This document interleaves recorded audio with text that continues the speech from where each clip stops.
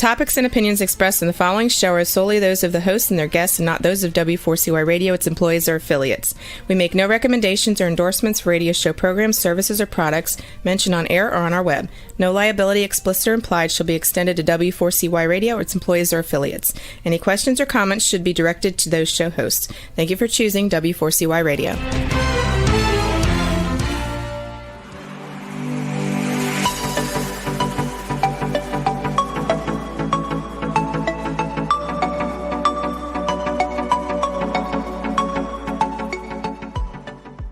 Well, if you're like me and you love the movies, there's always, in some of these iconic movies, iconic lines that come out, right? And they stay with you forever. And anytime you hear them, you can re-envision them in your brain. They've just stuck in there, like, say hello to my little friend. And you even, make the pronouncement in such a way to try to imitate the actor in the movie. Well, we're going to have a lot of fun today, and welcome to the Bill Martinez Show. Good to have you with us, sharing a part of your day with us. This brand new book, You Talkin To Me, the definitive guide to iconic movie quotes, written by Brian Abrams. Iconic movie lines, like I talked about, have long dominated pop culture. A simple line in a film can turn into its own entity, almost outliving the film itself. Well, he's the author of many best-selling oral histories. Brian Abrams explores this phenomenon in his new book, You Talkin To Me, the definitive guide to iconic movie quotes. You'll enjoy an endlessly fascinating look at classic Hollywood movie quotes, from Casablanca to Dirty Harry, The Godfather, to Mean Girls. You Talking To Me is an exploration of how dialogue can transcend context and impact culture to find actors' careers and become cemented in the modern lexicon, including our own brains and minds. It just will not let go. Brian Abrams, welcome to the show. Good to have you with us. Hi, Bill. How are you? Hey, I'm terrific. I'm looking forward to this. I love movies. I love what you've done here. These lines are things that often come up in trivia contests. So I'm sure our audience is going to have a lot of fun, and it will serve as a reminder of, some of these, iconic lines that continue to live within their memory. Yeah, I don't know how much I thought about like bar trivia fanatics when I was working on it, but it will probably help them from time to time. Yeah. I mean, hey, if you need to call a friend and he's got Brian's book, hey, it's going to be all the more helpful for you, right? Sure, totally, yeah. Just saying. Yeah. And if you win $1 million, don't forget to take care of who brought you to the dance, right? Exactly. Just saying. So this book, You Talking To Me, what was this, a 3 o'clock in the morning idea that just wouldn't leave you alone?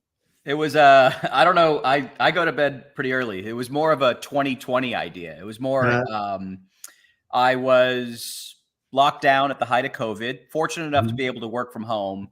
And I had noticed that, like myself, a lot of us were sucking down movies 3 and 4 at a time. And in a way that I think that maybe, at least I'm naive enough to believe that we hadn't been as we previously were, because we're all at home, or a lot of us are at home. And I had gotten in touch with an editor at Workman, this book publisher that I've worked with in the past. And we started discussing the prospect of what something like this might look like on a definitive level.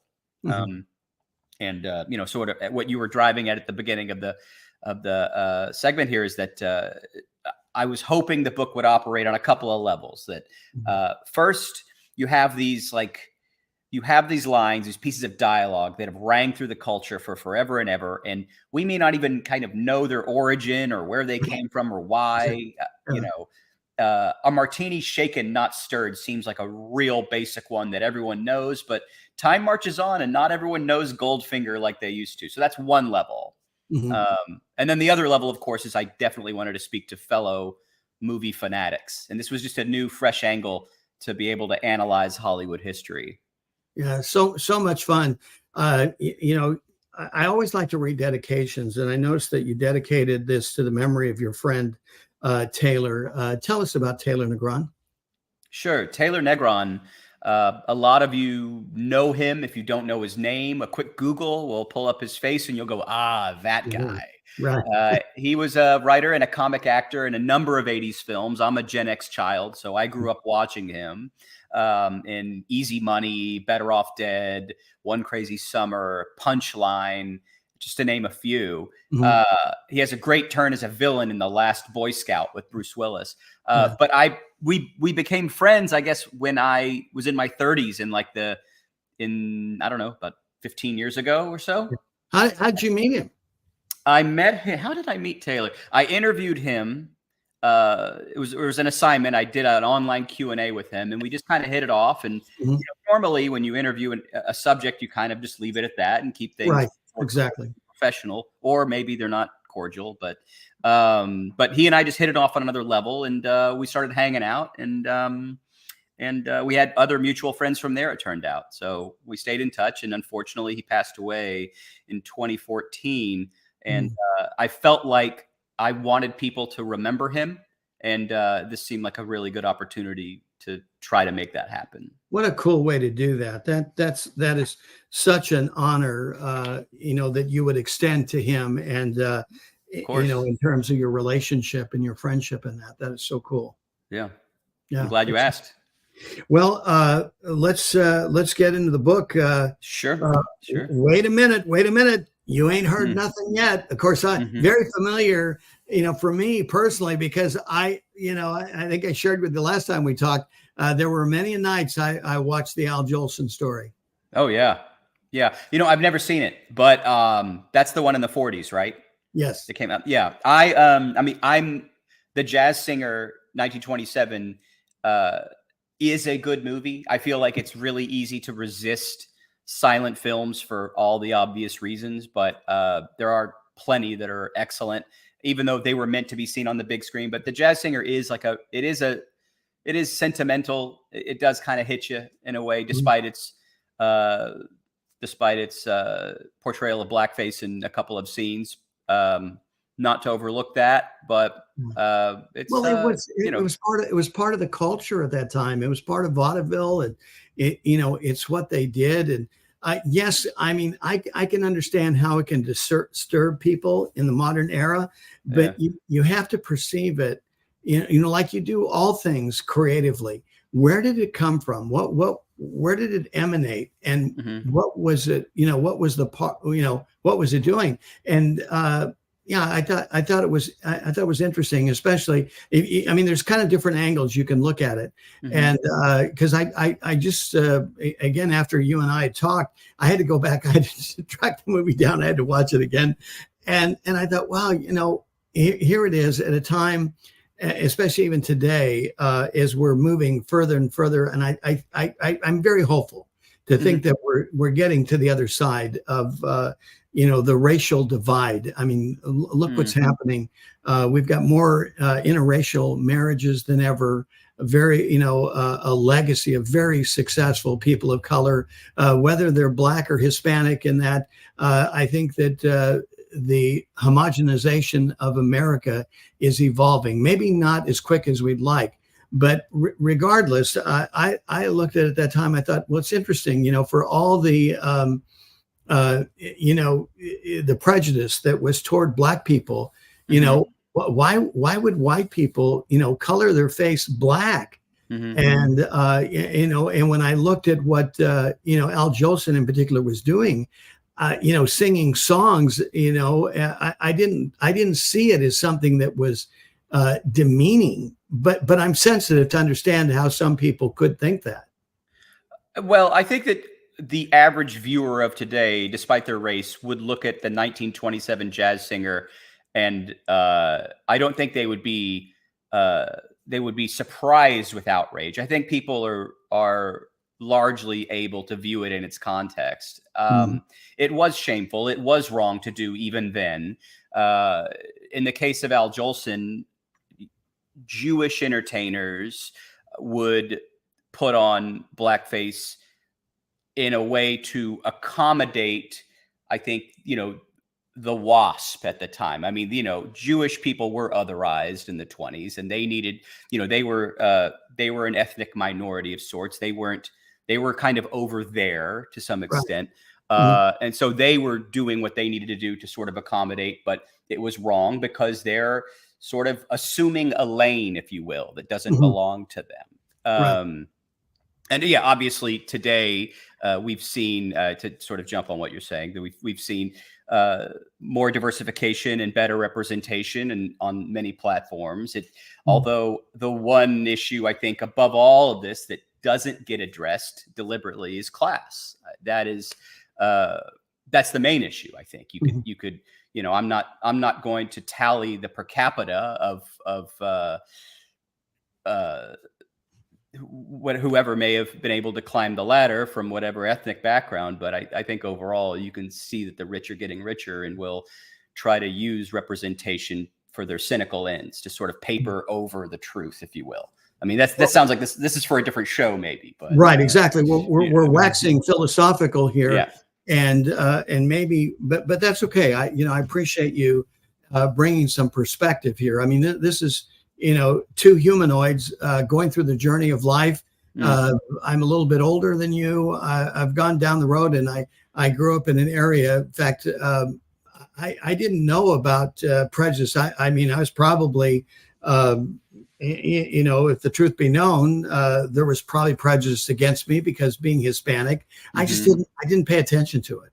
And it really didn't come to mind for me until I was in college. In the latter 60s, early 70s. And it was shocking to me because I grew up and I didn't care about anybody's color of skin. I played baseball with people of all races. All I cared, could you catch the ball? Could you tag the guy? Can you get a base hit when we need it? I didn't care about, that's the way we were raised. And I'm grateful for that time because it was an innocent and precious time. And I choose to hang on to that. And, because again, I'm hopeful because I think we've come a long way. Yeah. And there are some other things, with trying to get out of this a little bit of a rabbit hole here. I think there's some other ways that you're referring to that systemically are in play here, and they're out of the hands of most of us, the every man and woman. There are powers to be at a level, at an elite level, quote unquote, that are pulling strings here that, we're not fully aware of, but we have the sense that it's not right and it's not fair. And my hope and prayer is that the majority of, even-handed Americans will stand up for those things that are right and good for all concerned. Yeah, I agree with you. And I agree with what you're saying. The Pharaoh was always, he was always successful at getting the slaves to fight amongst themselves, right? Yes, exactly. That's what you're saying. Yeah. Well, I love this illustration. I will, again, I'm trying to get out of this hole, but we're in a cul-de-sac right now. Yeah, right, exactly. And so we'll make a turn. We'll get out of this here. But I love this story about, there's a jar of ants, black ants and red ants. And they're all, they're doing their ant thing, no problem. It's all peaceful, all cohabitating in the same jar until some knucklehead gets the jar and shakes it. And then next thing you know, it's rattling. What the heck is going on? And so then the red ants start fighting with the black ants and they're killing each other and everything.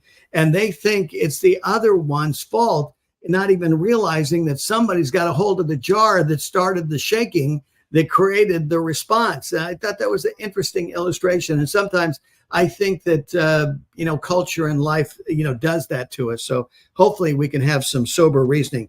But let's get back to the movies. Sure. God, man, you 1930, think about Hell's Angels in 1930, huh? Right. Yeah.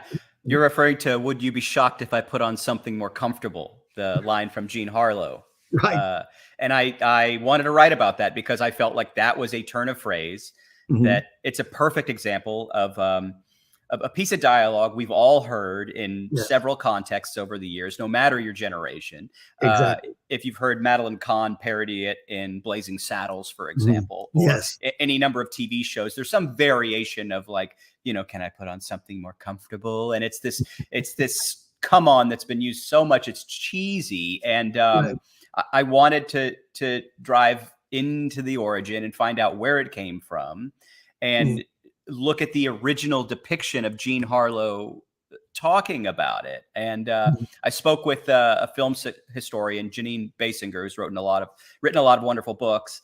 And it was helpful to talk about the book. Just briefly discusses Harlow and how she's presented on screen, and how her character persona, which is kind of seen across several films, is different from like the Mae West, Yes. or the Lauren Bacall, who would come a few years later. And I felt, but it kind of opened the door to that, though, didn't it?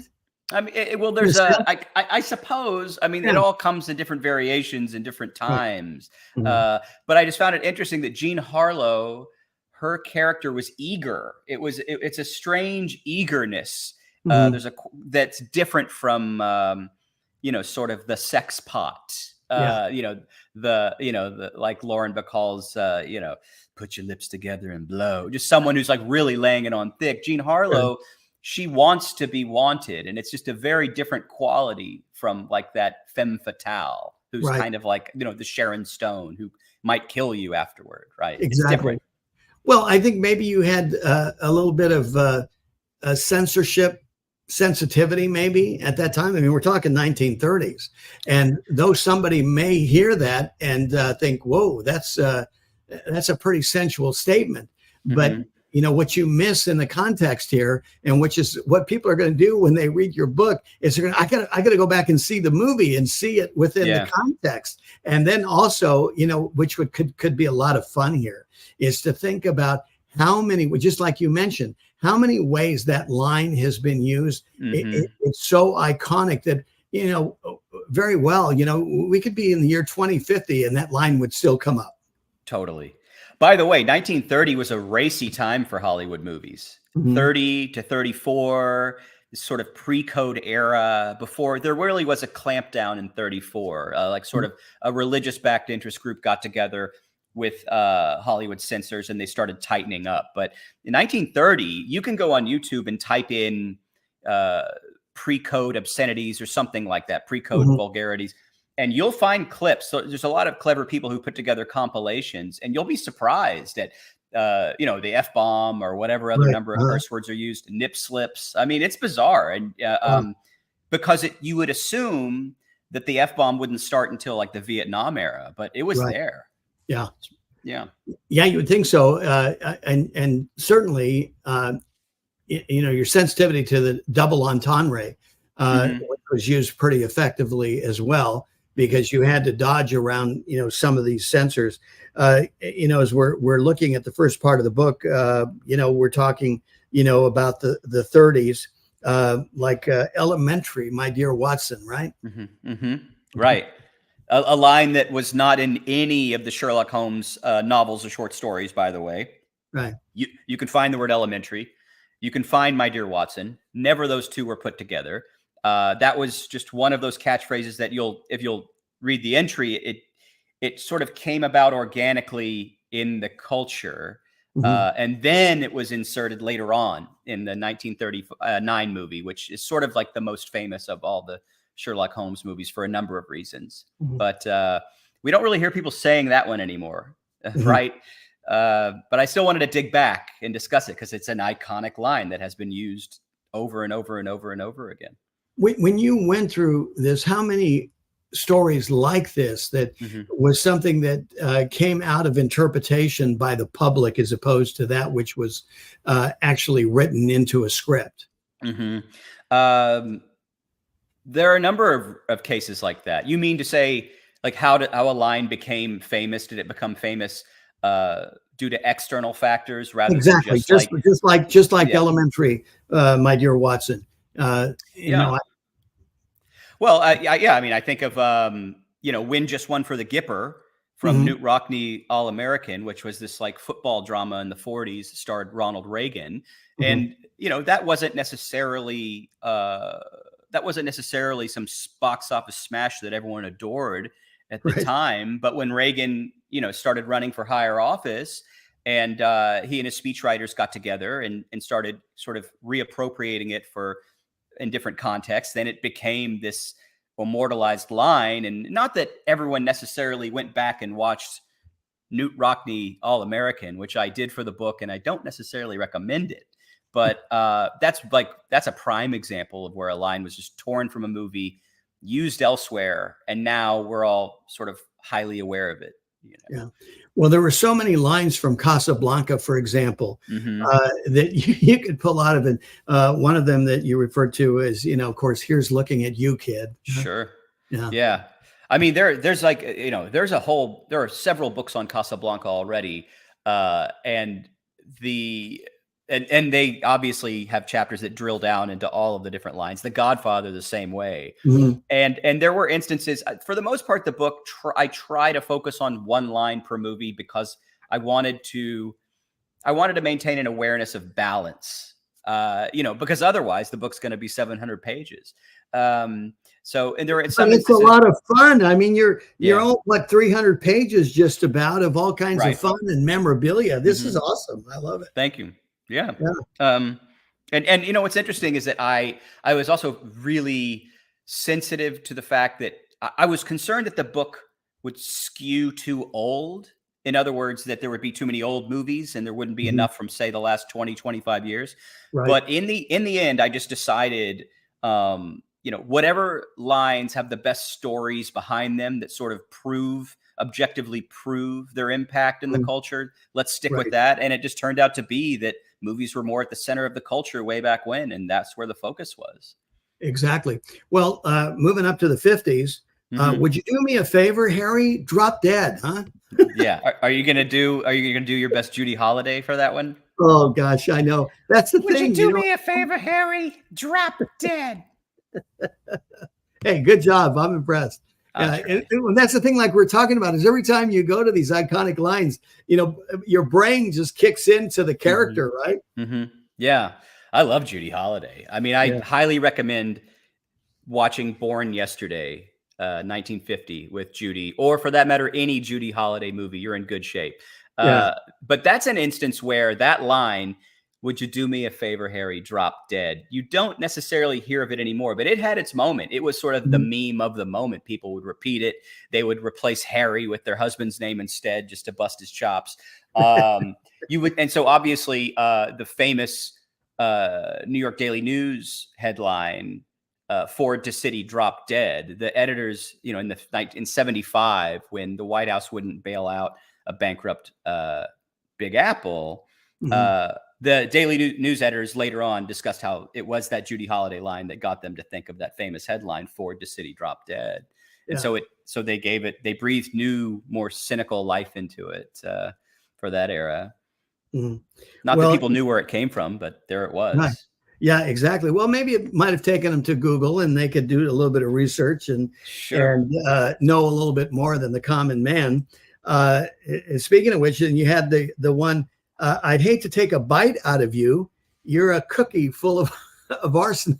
Oh yeah. Sweet Smell of Success, 1957. Exactly. Yeah. Yes. Terrific movie. And Clifford Odets had written all that dialogue, really snappy stuff. It was difficult to figure out which lines to talk about in that movie because the whole script, it's just, one banger after another. Well, I mean, it's amazing, and I know you've written the book, and I think when we talked, you said this was like a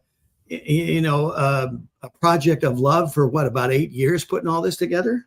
3 years. So 2020 was when the idea came together. That's right. Okay. And but interestingly, because it was shut down at the time when it started, Hollywood screenwriters, a lot of actors had nothing to do either. No one was working in Hollywood. And so if you could figure out a writer's email and just send them a nice note, hey, I'm Brian, I'm writing a book on iconic movie lines, do you have 10 minutes to discuss the most famous line you've ever typed out, right? And they will call you back 9 times out of 10. And so that was terrific. It was because I needed more insight than obviously whatever I know and whatever biographies I can read and whatever Blu-ray commentaries are available to me. So I'm thankful for the dozens of people that called me and offered some perspective. It's like going into the deep end of the pool here when you get contacts like that, right? I mean, you're no longer waiting because we only have so much experience ourselves, firsthand, and then you go and you talk to these people who have been immersed in the business like this. Mhm. The nuance, the backstories that they know are just so wonderful and enthralling. And it did help me again. I know I mentioned earlier how uh, there was sort of a challenge in the curation of the book, which lines to Mhm. include, which lines not to, and so the more people I spoke with, the more it sort of solidified which movies, which lines I needed to focus on, because it was always a frustration trying to distinguish between uh, movies that you know backwards and forwards because you've seen them for so long, and therefore you know all the lines, and so Mhm. you've sold yourself into believing that whatever line is iconic.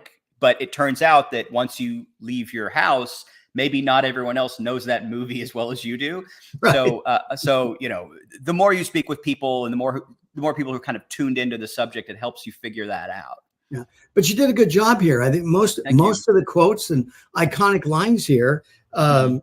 I mean, I'm a bit of a movie buff, probably not to the level that you are, but still, I mean, I love movies, and I can relate, and to a good percentage of what you've presented. We're talking with Brian Abrams. He is the best-selling author of oral histories, and his new book. You Talking to Me, the definitive guide to iconic movie quotes. 1962, Dr. No. First time we hear Bond, James Bond. Right.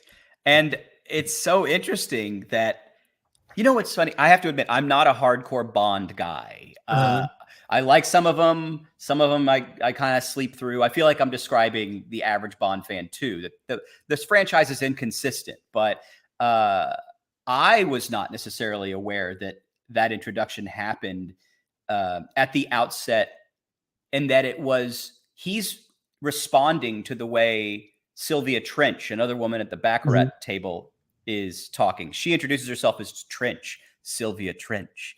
And I mhm. did not realize that. I realize this is not like deep research. Anyone can watch Dr. No and find this out too. But Right. I'm pointing to my TV over here. But I just assumed that it was always Bond and James Bond, that it was just some obnoxious line that he came up with himself. And it turned out that they did reuse that in tons of movies, and it did become the obnoxious introduction that he always did. Mhm. But it was a response at first, and it worked. Well, The Graduate, the award-winning movie, had many lines. You chose plastics. I did. I mean, the entry on The Graduate, I make a passing reference to Mrs. Robinson, You're Trying to Seduce Me, which is a That was hysterical the one. sequence. That was the one I thought you would put. That was it. That's Yeah. go ahead. Well, I don't know. I mean, I should have, but Plastics is pretty strong too, Mhm. Yeah. especially You can write. because You can write into it. There's room, by the way. You can write next to it. Mrs. Robinson, are you trying to seduce me? yeah. But Yeah. so as you mentioned earlier, like in cases like The Graduate or Casablanca or The Godfather, Mhm. there is a way of trying, when writing like a short essay on that line, there is a way of folding in other lines to discuss them along the way.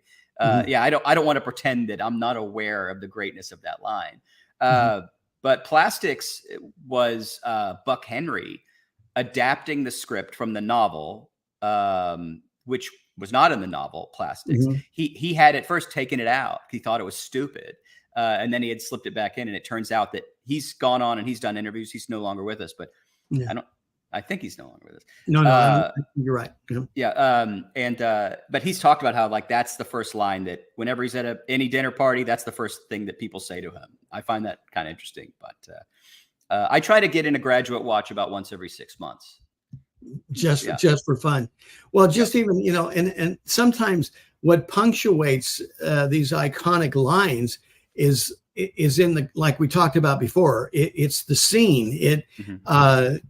The directors have just. It's like, when you have layers of music, how it all comes together, Mhm. and in these iconic scenes, whether it's this or when Harry met Sally in the sex scene there in the diner, Right. which is iconic. I mean, it's the environment, it's the way, the way it was produced, right? Yeah. I'd also want to add one more thing on the curation. I know I'm really like hitting this one topic hard, but I think about it all the time about, oh, I should have put that line in there. I should have done that line in there. And I still do that. Mhm. But, but even though I've sort of made the argument as to like try to be as objective as possible in deciding which stories go in and why, that all said, there's like no escaping who you are. There's no view from nowhere. When you think about a list you put together, I mean, it really, no matter what, depends on your own perception. That's why I wrote a line from Robert Altman's. I wrote about a line from The Long Goodbye, the Robert Altman take on Raymond Chandler from the 70s. And I wrote it because there's a sequence in which it sort of opens the movie. He's a tortured cat dad, Elliot Gould's detective. And I mean, that spoke profoundly to me. And I knew there were others that felt the same way. But, I probably should have included "What You Want My Arm to Fall Off" from Lady Sings the Blues, which is this iconic opening line for Billy D. Williams. And, but I didn't grow up with Lady Sings the Blues. Right. So there I go. Just, allowing myself to sort of narrate the book in a way that maybe isn't as objective. But I'm rambling, but I'm just saying that I think about this stuff. Yeah, exactly. Well, I got to imagine, how can you stop? Yeah, I mean, you got all these lines in your head. I mean, I remember the 70s, and the line that that became so iconic was, love means never having to say you're sorry, right? Right. Love Story.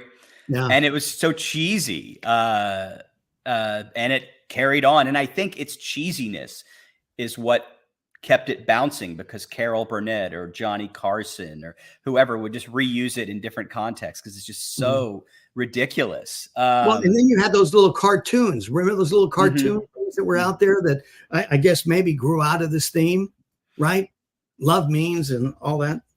Love means never having to say you're sorry. Yeah. Yeah. And it's this, I mean, if there ever were a line that belonged on a Hallmark card, right? Like, so it just fits in all these different contexts for sure. Well, Soylent Green is people, right? Soylent Green is people. Soylent Green, it's a sci-fi film with Charlton Heston in the early 70s that this was a time in his life when he was making, just kind of one bad action or sci-fi after the next. They made money. Skyjacked is another one. This is all leading up to like the Towering and wait, no, he wasn't in the Towering Inferno, was he? No. That was McQueen. I'm thinking of was he in Airport? Anyway, there was this moment where everybody was in airport except me and you, I think. Okay, but at any rate, he was in this like kind of crappy action era, and Soylent Green was just a forgettable movie. It was a hit, but it was a forgettable movie. And then famously, Phil Hartman does this Charlton Heston impression, and he did it several times when he joined SNL in '86. And in the early 90s, John Goodman was hosting, and there was this segment where Phil Hartman gives his best Soylent Green is people. Soylent Green is people. And it's just kind of rang through the ages because of that. I think more people think of Phil Hartman than they do Charlton Heston when that line comes up. Exactly. You also, have some fun with Mel Brooks. I talk about a one-line iconic machine of thought and writings, huh?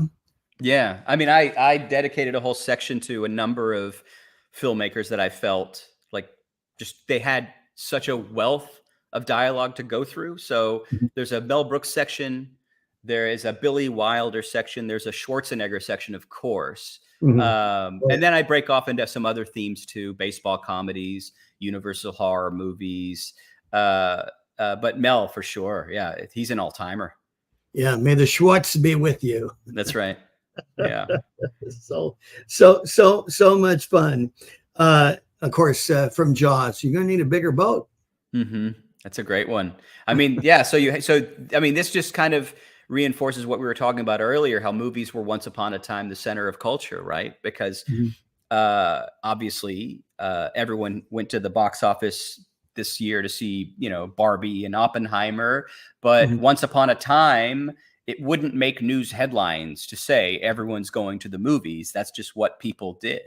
Right. You would go see, I could speak for myself in the 80s and 90s as a kid that if I would go see, you know, I don't know, Indiana Jones or something, or Ghostbusters, and Star then Wars. you'd be Star Wars, sure, of course, saw Jedi, you know, 800,000 times, especially when the video hit. But you're in the movie theater and you're walking out with your mom or your dad, and as you're leaving, they see the poster for Consenting Adults with Kevin Kline and Annabella Sciorra, which is like it was an erotic thriller, and which don't really, I guess there's a little bit of a trend of them getting made now, but for the most part, that was a movie that mom and dad would go see next weekend, you know, and they didn't expect it to be a giant thing. It was just the thing you did. Different era entirely. Well, exactly. And as we continue here, you know, in the political realm, we always hear about follow the money, but I think most people would forget where that came from. Yeah. All the President's Men. Yeah. Terrific movie. It is funny that when that came out, so this is 76, the movie came out in April 76. Follow the money is this like whispery thing that Deep Throat says to Robert Redford in the in the parking garage. And at this time, Gerald Ford, who had taken over the presidency from Nixon when he resigned in August 74, he was up for re-election that November against Jimmy Carter, the peanut farmer from Georgia. And this movie, among many things in the air, in the news cycle, this movie did kind of loom over the Ford campaign in a way, and especially the line "Follow the money." It was just this stinging reminder to voters about whatever sketchy conspiracies that Nixon and his Republican cronies were up to 2 years prior, and. You know, and it had an effect, and it reminded people, oh yeah, Ford's part of that, and it was a close election, but that is probably the one line you could point to and say that it had an effect that was like a direct outcome in electoral politics. Yeah, it's amazing how these lines that come out of the culture and impact everything. Certainly, that's a perfect case in point. Rocky III, of course, we heard "Pity the fool, I pity the fool," huh? Right, and you know, I think most people think that came from the A-Team. Like, I feel like people don't realize that Mr. T never actually said that on the A-Team, but you just, you know, you associate it with it. I thought maybe it was so pervasive. I thought it came somewhere. I didn't realize that it had originated out of Rocky III. I'm as confused as everybody else, I guess. Isn't that funny? Oh, and it was also funny is Stallone, who wrote and directed Rocky III, initially wanted Clubber Lang to be Jamaican. So try to imagine that character with a Jamaican accent. Exactly. Yeah. And lead me next to the Olympic bobsled team. You know, we'll sure. Well, that, right? Why don't we we could put Mr. T in Cool Runnings with John Candy and see how that. Why not? What a fun movie that was. You know, we mentioned Top Gun, or maybe we didn't, but we should have. Okay. And you can be my wingman anytime. There were so many lines out of there. Right. You know. Well, it's funny you picked. I mean, that's the one I wrote about, and it's an amusing line because it's not necessarily famous as the way that maybe the script had originally intended. I think it sort of points there was just so much machismo in that era, right? That and Top Gun was so blatant with it that it well, the testosterone was flying off the screen. Are you kidding me? Right, and it unintentionally, you know, sort of created this like homoerotic fantasy. And I'm not suggesting that queer film audiences embraced the movie. They did not. I think that you would find that the movie was just too butch in general for them. But it is this kind of joke of, you know, you watch the movie, it's impossible not to notice how gay it is. And there were plenty of critics who called it at the time too. And that was fun to write about. It's interesting. Are you referring to the beach volleyball scenes, all that was going on? I don't know how much of it we can talk about on the air, but there's several. I don't want to go too deep into it. So thank you for, you know, pulling us back. So sure. Yeah, but you know, that's one of the things that came to mind. We kind of mentioned this when Harry Met Sally. Oh my gosh, you know, Billy Crystal and Meg Ryan. Of course, the iconic luncheon scene there in the dinette, right? Oh, at Katz's Deli. Yeah. I'll have what she's having when, yeah, that's the director. That's Rob Reiner's mother. Rob Reiner's mom. Yeah, exactly. Yeah. No, that's one of the centerpieces in the book. There are a handful of lines that I felt I had to kind of go long on and discuss at length. And so that one, there's enough of a story there to sink into that it required sort of several pages. And I'm glad you brought that up, Brian. I'm sorry if I can interject just a moment here. This book is more than just, I'm reading lines, these iconic lines. This is kind of a real short abbreviation. But as Brian just mentioned, he's giving you some background and depth. This is more than just the lines themselves. So this is such an entertaining read. You did such a great job with this. Thank you. Yeah, you can see your reader or viewers can kind of get a sense of if you want. I'm doing an ad here. We go long. Some are short, some are longer. It just depends. But I wanted it though. I structured it into which I wanted it to be very pick up and put down. Right. I don't want it to be something that you feel that you have to get engrossed with, several days in a row. It'll be there for you on the coffee table or toilet tank or whatever. Exactly. That was my first thought. Toilet read. I've heard that from so many friends. They're like, Brian, you're on the toilet with me every morning. And it's flattering. It's flattering. Hey, at least I'm with you wherever that might be. Yeah. Well, the next time that you text me about the book, I'm like, I know where he is right now. Yeah, exactly. Yeah. You can't handle the truth. Jack. Love him. That's what I mean. You see, you hear this and you repeat it, and you got to try to do your best Jack Nicholson. It's not fair. It's really hard. I can't do Jack. You close. think he's easy to do because you can kind of. I'm not. I'm here to write a book. I can't do impressions. But I'll work on it for the next time. I'll get my Jack down for you. Well, there's so many others that you have to get on. Humphrey Bogart. Sly. Got to get Sly on there and Stallone. There's so many. So many characters that you'd have to do. But it's like I said, this is that A Few Good Men and Jack Nicholson. I love the one from Coffees for Closers Only, right? Yeah, sure. What a wild movie. That movie kind of wore me out. I want you to know that. Oh, really? I remember when Glengarry came out, 92. So I was 14 and I had watched it repeatedly. Did you really? Yeah. And my mom and dad were pretty cool about that stuff with me. It may have affected me in life. I've always gotten in trouble in human resources at places of employment. And I wonder if there's a connection there. So you're one of the ones that the CEO has to explain to everybody else. Is that what you're telling me? I'm not saying that HR seminars happen after my employment at certain places, but that's possible. There's a connection there. Yeah. Well, there always has to be a motivator. You contributed. There's nothing wrong with that. That's right. That's the way to look at it. Yes. That's my gift to them. Well, you're their huckleberry. That's why. That's right. That's right. Exactly. Take you to Tombstone right there. And of course, Lion King, Hakuna Matata.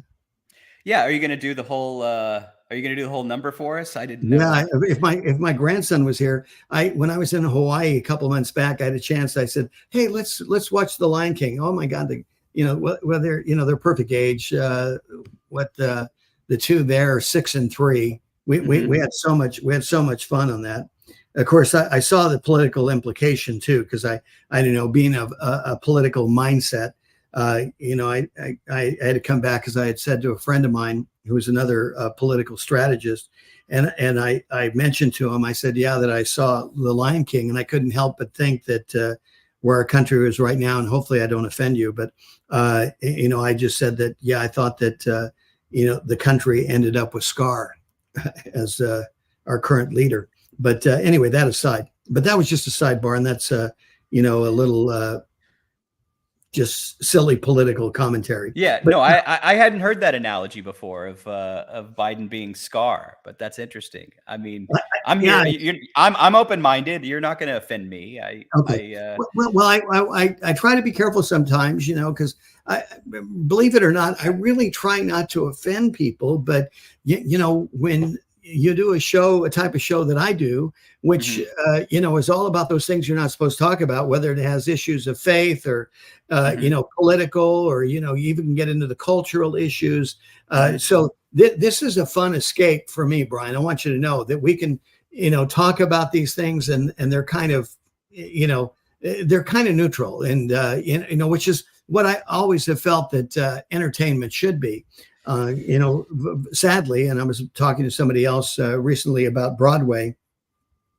I used to every Christmas I would go to New York because I love the theater, and I'd see 10 plays in 7 days. I just love the theater.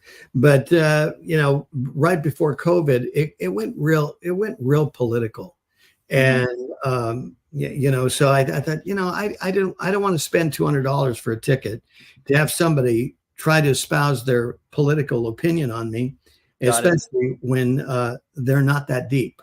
So, got it. I agree. I agree and disagree with what you're saying right now. And I'm with you that, I'll say that I have run across when doing press for this book that I get a general feeling that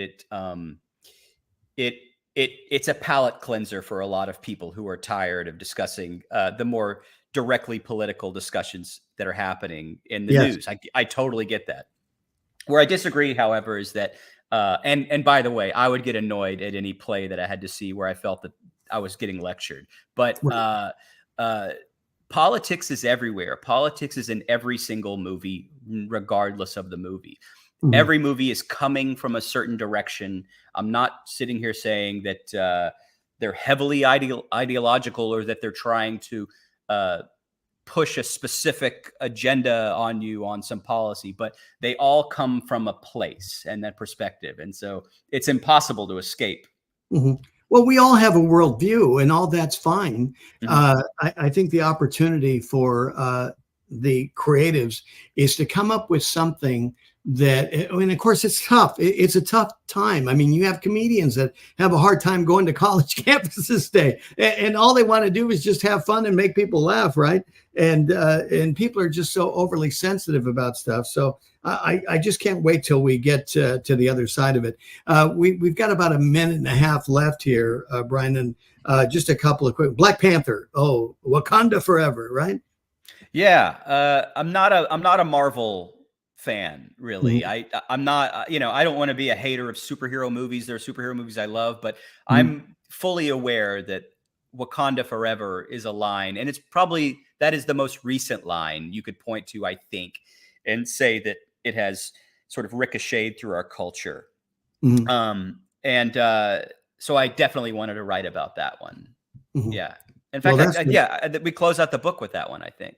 Right, exactly. That's the last one, yeah. And right above that, Last Action Heroes, Liam Neeson in Taken. Mm-hmm. I will look for you, I will find you, and I will kill you.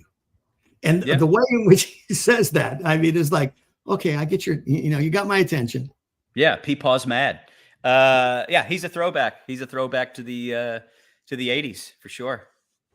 Well, his book, You Talkin To Me, The Definitive Guide to Iconic Movie Quotes. Brian Abrams has been our guest. Brian, any last-minute summary sentiments that you would like to share with us? It's all on you, buddy. Hey, I'm on Twitter and on Letterboxd at Brian Abrams. If you want to come at me and let me know which lines I left out and why, I'm happy to hear it. But other than that, it was great being on the show, and happy to come back anytime. Well, you're always welcome. It's good fun, and I'm glad that we had this time together, more time to be able to get in depth on these iconic lines, and we just barely touched on the surface, ladies and gentlemen. I mean, almost 300 pages here of these lines, these iconic lines, and a bit of the backstory. I mean, you did some great work on this, Brian, and I cannot thank you enough. Appreciate it. Thank you. Thank you for all the kind words. You got it. Brian Abrams has been our guest with us today. For more information to be a part of this mighty movement to return to God and save our country, go to BillMartinezShow.com. May God bless you and keep you, make his face shine upon you, may be gracious unto you and give you peace. Go and have a great day. Thanks for being with us. Take care.